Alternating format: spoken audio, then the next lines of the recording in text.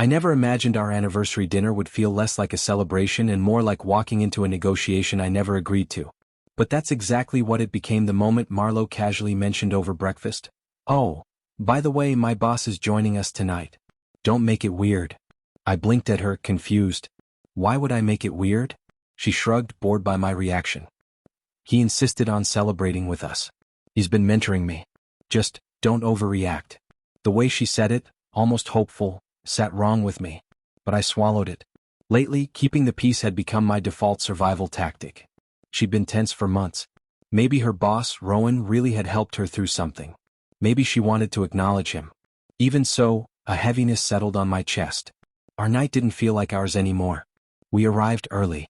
I wore the watch she'd given me 3 anniversaries ago, back when she used to slip handwritten notes into my coat pocket.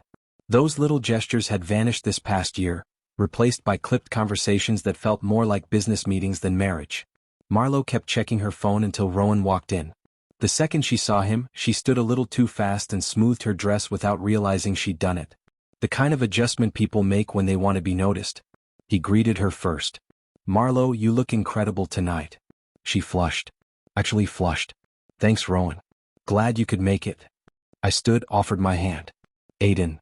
He shook it like he was doing paperwork. "Right. The husband." His words hit my stomach like a stone. Dinner started harmlessly enough. Rowan took over every conversation with tales of big clients and late-night problem-solving, everything he and Marlo had done together. Every so often his hand brushed her arm. She never moved away. I tried telling myself I was imagining it, but then the drinks arrived. Rowan leaned back in his chair like he owned the restaurant, and the woman across from me. He swirled his wine and said lazily, "You might be married to her, Aiden, but at work she's completely mine."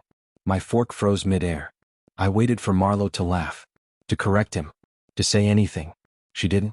She lowered her eyes and whispered, "That's true. That's true." 3 small words. A clean, quiet break inside me. Rowan smirked like he had just staked a claim. Maybe it was a power play for him.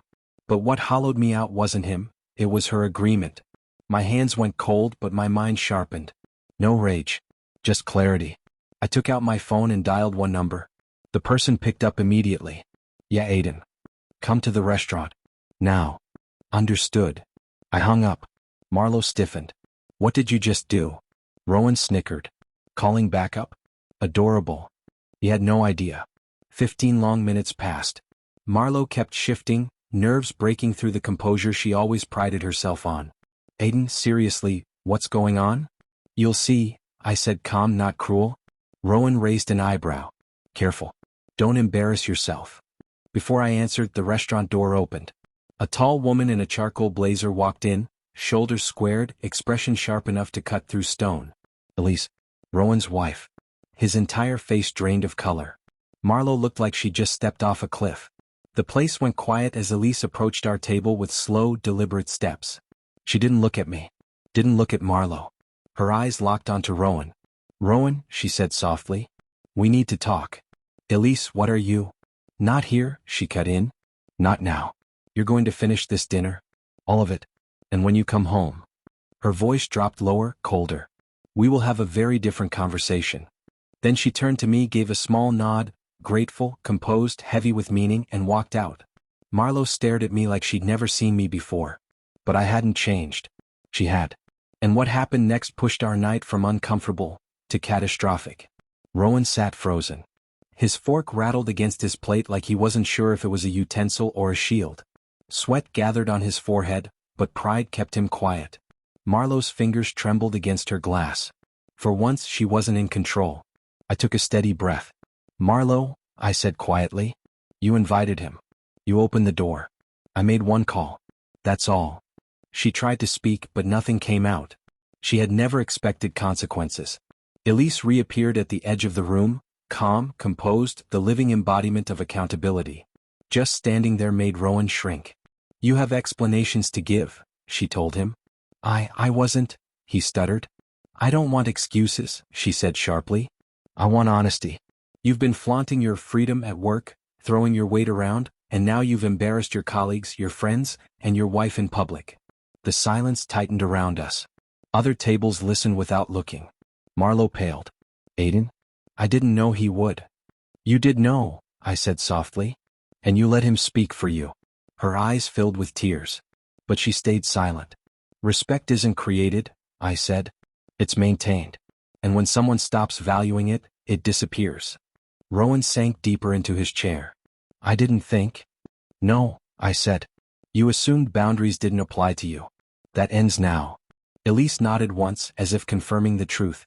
Marlowe whispered, I thought it was harmless. There's no such thing as harmless, I said. Not when trust is involved. Not when loyalty slips.